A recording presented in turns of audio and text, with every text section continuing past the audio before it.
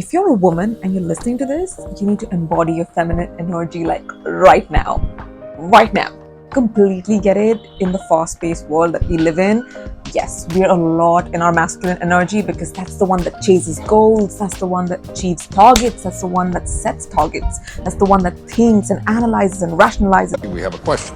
That's all masculine energy. Yes, in case if somebody didn't know, that it's all masculine energy. However, feminine energy is more nurturing, is more being in touch with your intuition. It's more freeing, it's more open. Basically, it's being your chaotic self. Being in your feminine energy is all about actually loving yourself to the fullest, in the sense that you're open, you're receptive, you're free to new experiences, you're more in touch with your intuition, you're more nurturing, of course, to other people, but also to yourself. You actually take care of yourself, you actually love yourself and accept yourself and embrace yourself. It's about actually connecting with your inner wisdom and honoring your emotions. Well, basically, it's like you're soft and you're strong all at the same time. What this does is, once you actually embody your true feminine energy and fall back into who you really are as a woman, what that does is it allows you to embrace who you exactly are, for who you stand for, what your values are, what your morals are, what you look like, what your shape is like, literally everything. You just love yourself. You actually embody and you actually embrace yourself exactly for who you are. What that does is, once you fall back into harmony and actually authentically accepting yourself for who you are, what that does is it also reflects back into your relationships. It also shows up when you're in a relationship, whether it be personal or professional. It just actually soothes your relationships. Now, being in your feminine energy has a lot of advantages that are not really spoken of because this concept is so foreign. People don't really talk about it, or people do talk about it, probably it's not that much in detail. But just being in your feminine energy, just being exactly who you are as a woman, allows you to express yourself openly. Yes, you become a lot more open, you become a lot more receptive, you become a lot more in touch with your intuition. Our intuition is a very strong guiding source. Yes, if your gut says no, but your mind can't rationalize, move. You need to go because your gut said no, that's your intuition telling you no. Your mind can think about it later. So, there you go. That was just an example of how strong our intuition can be as females.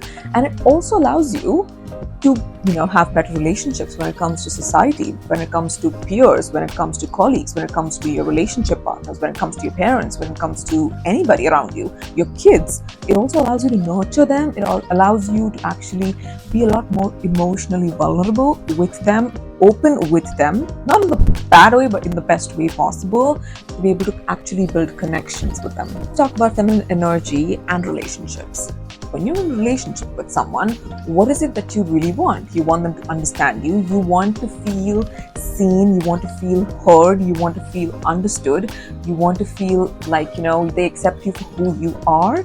You want to feel loved. You want to feel all of that. However, that's not going to be possible if you're not really in your feminine energy because if you're struggling with the relationship, this is the best relationship advice I can give you, is because you're not in your feminine energy, and this probably might be what is blocking you from actually feeling all of those feelings. Because once you fall back into your feminine energy, it opens up emotional connections.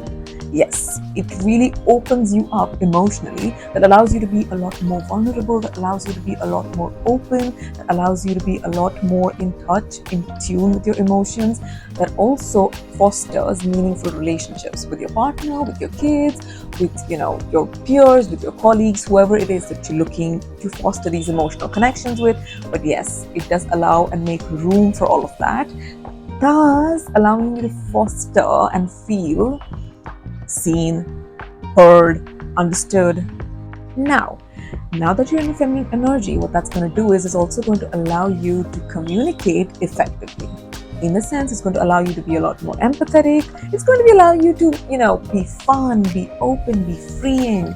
Like, the way you want to communicate and express yourself is completely up to you. Everybody's energies are different, everybody's vibes are different. So to each their own, but it's just going to allow you to open up a lot more and be a lot more open in the sense that you can actually build connections with other people via communication, because now you understand what the other person might be feeling, what the other person might be thinking sometimes, which is probably not your business, but you know how to actually navigate the room and how to navigate people and relationships in general. Feminine energy also allows you to develop like a sense of nurturing dynamic in the relationship. It could be in a romantic relationship. It's mostly majorly heavily in the romantic relationship, but it also can be with your kids, it can be with your pet, it can be with your colleagues, with your parents. It could literally be with anyone that you want it to be, where it allows you to be a lot more nurturing in the sense it allows you to develop a sense of safety and security within yourself. You feel a lot more safe and secure when you're in your feminine energy as a woman, and you're not on high, you don't have high functioning anxiety, or you're just extremely in your masculine, you just like trying to control every situation. No, you let go of all the control, and actually allows you to nurture and be a lot more present in the moment, be a lot more accepting of other people, be a lot more open to other people, be a lot more receptive. This is like a hidden side of being in your feminine energy, that it allows you room for collaboration and cooperation instead of competition. Yes, being competitive, again, your masculine energy. By the way, being competitive, extremely masculine trait. All my competitive girlies out there who think they're going to compete against me, not going to work. Not going to work. Because you guys are in your masculine, I'm in my feminine, it's not going to work. Now, there you go. For example, what feminine women and what femininity is all about is cooperation and collaboration. That let's be with each other instead of competing for something, instead of competing against each other. Let's collaborate. Let's work together. Let's put our energies together, and let's actually use that to manifest something beautiful, manifest a better life, manifest a business. For example, so many girls out there, so many women out there are actually doing this, where they have business partners who are females. Again, they use their collective energy to manifest good fortune into their lives, which is just a blessing. What being in your feminine energy also does is it allows room for a balanced power dynamics. Now, I don't know if that's Libra in me, which likes things balanced, or I'm really feminine and I like balance instead of actually just one person taking the lead.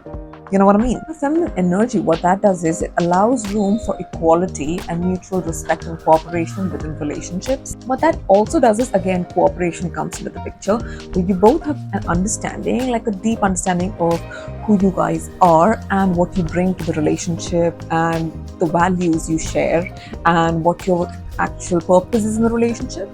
You actually appreciate each other's strengths and contributions. Overall, embracing feminine energy in relationships allows you to actually embrace that relationship fully, because now that you embrace yourself fully, it can lead to greater emotional connection, effective communication, a lot more cooperation, a lot more understanding, a lot more nurturing, a lot more intuition. Thus allowing you to actually live a fulfilled, empowered, and established life. Now, how are you going to actually embrace your feminine energy? How is it that one is supposed to embrace femininity? I know. The first thing you're going to do is you're going to cultivate self-awareness, because self-awareness is the key to being in your feminine energy. Because once you understand that you're in your masculine energy, that's when you're actually going to make changes, do certain things that's going to bring you back into your feminine energy. However, if you don't know that you're in masculine energy, you probably will never be able to shift into your feminine energy. So there you go. But having said that, it's very important for you to cultivate and actually understand your own emotions and respect your own emotions, nurture your own emotions, nurture your boundaries, respect your boundaries, and respect your emotions, in the sense you're going to allow yourself to feel all of your emotions deeply, intensely, funnily, however it is that you want to feel your emotions. But you can allow yourself to feel that, because your emotions are the root to your wisdom. That's where you actually get wisdom from. That's where your true wisdomous nature comes from. You're going to honor your body, you're going to honor your needs. in the sense that yes, you're going to nourish your body. You're going to nourish your body with good foods, with good ingredients, eating clean, eating healthy, according to your body type, according to whatever your body goal is like. You are obviously going to accept yourself, who you are currently right now. In this present moment, you're going to be very kind towards yourself. You're going to be very nurturing and very self-loving towards yourself. You're going to treat yourself well. You're going to actually speak kind words to yourself. Yes, you're going to nourish yourself in a sense. You're going to obviously take care of your mental, physical, spiritual, emotional well-being. All of that is included. Don't exclude anything. Everything goes. You're going to take care of all of that. You're going to, of course, engage in physical activity and take rest and relax whenever necessary, how much ever necessary. I think this is a very crucial part, is that you're going to ground yourself. You're going to ground yourself in nature. You're going to take long walks in a park, or you're just going to remove your footwear and walk on grass, because what that does is it allows you to build a connection with nature. Nature is again very nurturing, very in tune with our spiritual realm. We're very in tune with our emotional realm, very in tune with feminine energy. It allows you to actually grow and empower your feminine energy in the sense that it allows you to fall back in and ground yourself in your femininity. You're going to get a lot more creative, because if you're a very feminine woman, I don't think I need to tell you this, but if you're not really feminine and you're probably masculine, you're going to get a lot more creative. You're going to start doing creative things that involve a lot of color. That's going to bring a lot of joy and peace and like profound fun into your life. Like, you're going to find yourself doing fun things. That could be, you could paint on a cardboard, you could paint a mug, you could go for pottery classes, you could go for dance lessons, you could do that, you could go for Pilates. Yes, you're going to do something creative in the sense you're going to start filming. If you guys are into filming, you're going to do weird things. You want to knit, go ahead and do that. There is one more thing. I think carpet making. Yes, you could do that. You can try that and make like carpets on the board. You could do literally anything that brings out the creativity in you. Again, makeup is a form of creativity. Makeup is a form of channeling your inner creative genius. So yes, if you're a makeup person and if you're female and who loves makeup, you know what? You're already in that realm. So congratulations. But if you're not, try doing all of this. You know what? You're going to feel a lot more better. You're going to find and channel your creative energy, and you're going to find a route to channel that. You're going to set boundaries, and you're going to practice active listening. Well, these are two different things. Well, of course, when you're trying to set boundaries in the sense, again, you need to understand yourself. Again, that comes down to a lot of inner work. That comes down to a lot of who you are and accepting yourself for who you are, what you stand for, what you like and what you don't like. That's when you know what your boundaries are going to look like. But if you're not aware of all of that, first of all, you're going to do the self-awareness work and then come back and set boundaries so that you take care of yourself, you respect yourself, and you know what, nothing goes wrong. Again, you're going to practice active listening, because what sometimes happens is we misinterpret things. We actually ignore things. We ignore people. We ignore situations. Whatever it is, what you're going to do is you're going to practice active listening, because that's going to allow you to understand and be in tune with what is going on. That is, in the sense, you're going to be in tune with the present moment and what it is. Sometimes I'm an air sign. It's very hard for me to be in the present moment because I'm usually in my head. Most of the times I'm in my head.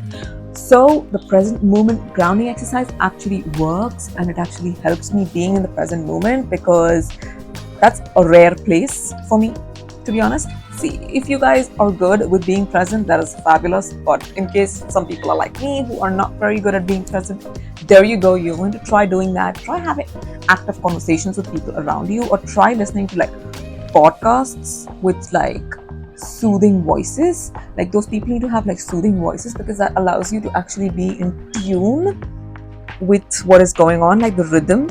I know this is sounding a little crazy, but it works. Like, it works, and it's supposed to ground you and bring you back to the present moment. So try that. Again, this is a given. You're going to practice mindfulness, because mindfulness not just helps you to, again, come back to the present moment and be grateful for what you have, but it also allows you to meditate and actually focus on the things that you really want into your life, that allows you to grow as a person, that allows you to nourish yourself as a person, to understand your values, your value system, what your goals and ambitions are in life, to understand yourself as a person. Of course, we're ever evolving, and we are never the same person. Like, you could meet somebody 1 month ago and they're a different person now. Happens. We are ever changing, we're ever evolving. However, to be in touch with ourselves, we need to practice mindfulness. We need to be aware of ourselves. We need to be aware in the sense of what we like, what we don't like. All of that keeps changing, but we still need to know what it is in every moment. So that's what mindfulness actually allows you to do. Basically, be in tune with yourself and understand yourself a lot more better. It also allows you to bring in a lot of inner peace. Yes, we got to be panda here and be like, inner peace is very important, because without peace, what's the point? Like, why are we doing this if there's no peace and there's just menace and chaos everywhere, aggression everywhere? Why do you want to deal with this situation? No, you don't. So what you're going to do is you're going to cultivate inner peace within yourself, because that allows you to harmonize yourself and be in a lot more harmony within yourself and with yourself. That also allows for harmonious relationships around you, because what you feel within you is reflected back on the outside. So if you feel calm and peaceful on the inside, that's what's going to show you on the outside. Having said that, yes, by embodying and practicing all of these practices that we just spoke about, what you're going to do is you're going to embody and master feminine energy, and you're going to fall back into alignment with yourself. And within no time, you're going to find yourself feeling so much better. Like, being a feminine energy heals a lot of wounds, because those were ego wounds that we got in the first place. That was not meant to be a part of our feminine energy in the first place, because femininity is not about ego. Femininity is all about understanding, nurturing, kindness, embracing things for what they are. No. Once you actually fall back in, that's when you know that, oh, all of that was not mine to take in the first place. So that allows for healing, that allows for growth, that allows for self-discovery, that allows for self-improvement again. And there you go. The concept is just ever evolving. However, once you do that, you're going to actually find yourself reaching for the stars, because that makes you extremely ambitious. Again, that makes you a lot more nurturing, a lot more kind, a lot more intelligent, because now you're in tune with your emotions. Now you're in tune with the energies around you. Now you're in tune with yourself. Now you're in harmony with yourself, and you're also very peaceful on the inside, because that's the whole point of this, or else what was the point? However, having said that, we've come to the end of this brilliant video. I hope you guys enjoyed it and you took notes. And if you did, don't forget to like, comment, share, and subscribe, because I see that, okay? However, I think I'm going to see you guys in my next one. Till then, take care and bye.